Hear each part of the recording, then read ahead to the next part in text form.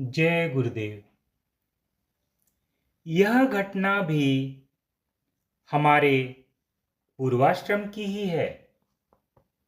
उस समय मैं बिलासपुर मध्य प्रदेश में शिक्षक था।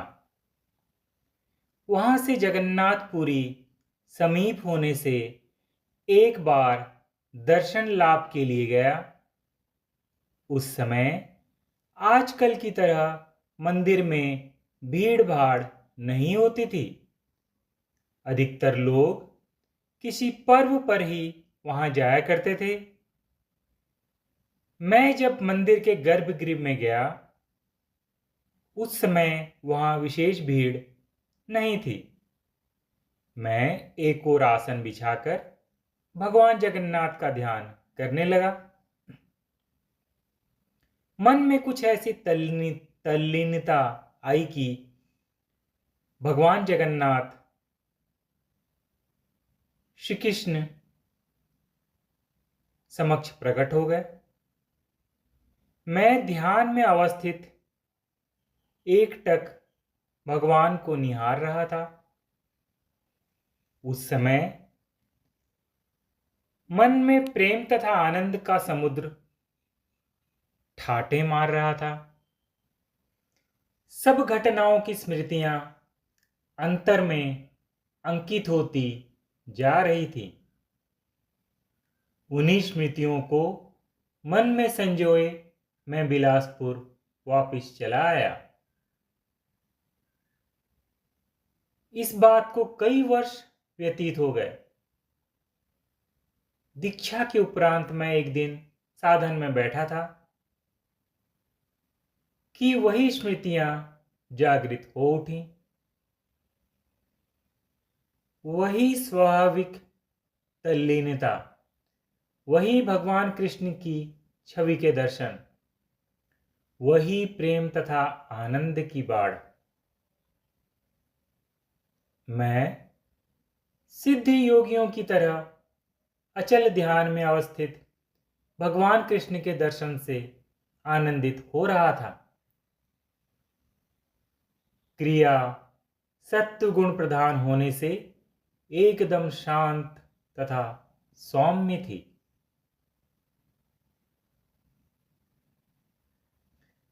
शक्ति को जहां एक ओर तम रज के आवरण चित्त से उतारने होते हैं, वहीं सत्व गुण के संस्कारों को भी क्षीण करना होता है।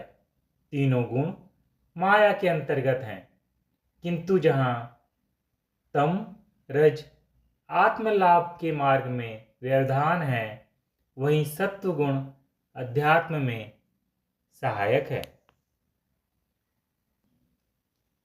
सत्व गुण भी स्वयं आत्मा में प्रवेश नहीं पा सकता, किंतु आत्मा की ओर इंगित कर सकता है। इसीलिए साधकों को ऐसे कर्म करने के लिए कहा जाता है जो सत्वगुण वृद्धि का कारण हो।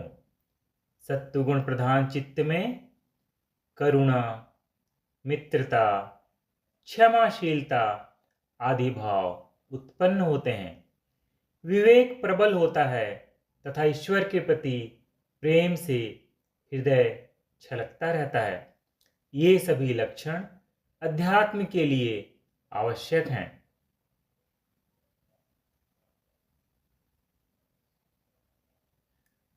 पूर्व जन्मों में आप लोगों ने अनेक शुभाशुभ संस्कार अंकित किए हैं। चित्त में ये संस्कार एक दूसरे से मिलकर कुछ विचित्र प्रकार की खिचड़ी बन गई है। संस्कारों के क्रिया रूप में प्रकटीकरण के समय शुभाशुभ का मिश्रण दृष्टिगोचर होता है।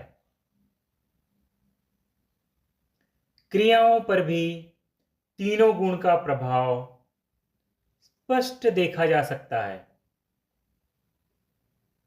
चित्त में कभी देव भाव प्रकट होता है तो अगले ही क्षण दैत्य स्वरूप उभर आता है। संस्कारी जीव संस्कारों के उभार के इस प्रवाह में बह जाता है, किंतु साधक किनारे बैठकर साक्षी भाव से इस प्रवाह को देखता हुआ इसका आनंद लेता है।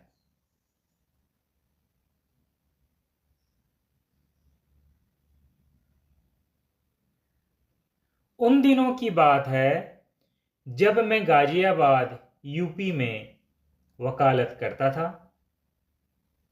हमारे मोहल्ले में रहने वाला एक व्यक्ति अपनी पत्नी को बहुत पीटता था। जब वह पीटता तो उसकी पत्नी चिल्लाया करती थी। सुनकर दया भाव उमड़ पड़ता था।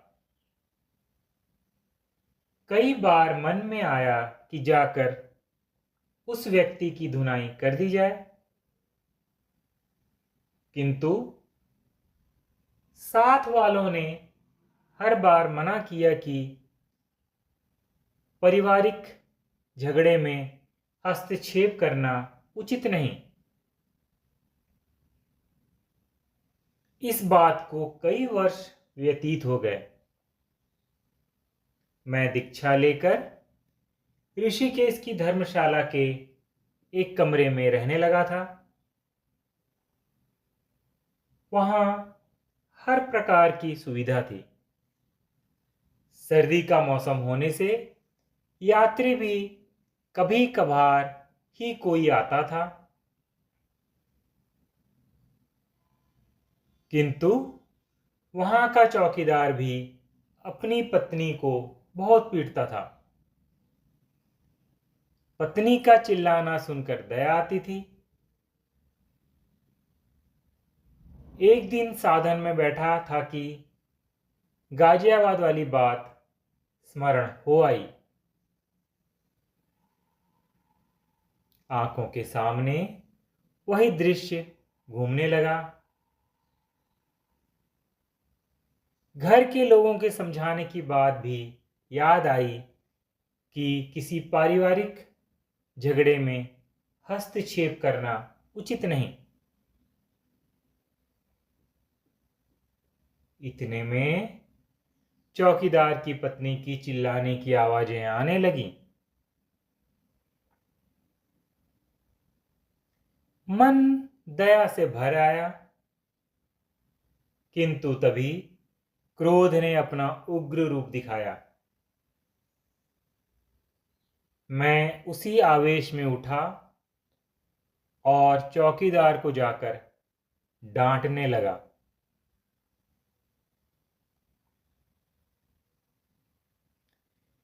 इस जन्म में घटी किसी घटना के संस्कार यदि क्रिया में प्रकट होते हैं तो वही घटी घटना भी याद आ सकती है, किंतु पूर्व जन्मों की घटी घटनाओं की स्मृति नहीं होती।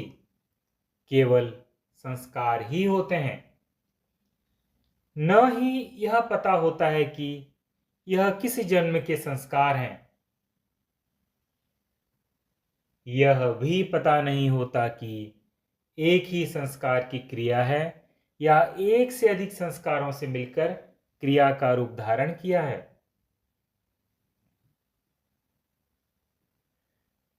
सूक्ष्म क्रियाएं सफाई करने की ऐसी मशीन के समान हैं जो अदृश्य में ही कार्यशील होती है, किंतु जन्म जन्मांतर से चित्त सरोवर पर मलिनता एवं अशुद्धि रूपी जमी काई को साफ कर देती है। अब काफी देर हो गई है। इस समय बस इतना ही। जय गुरुदेव।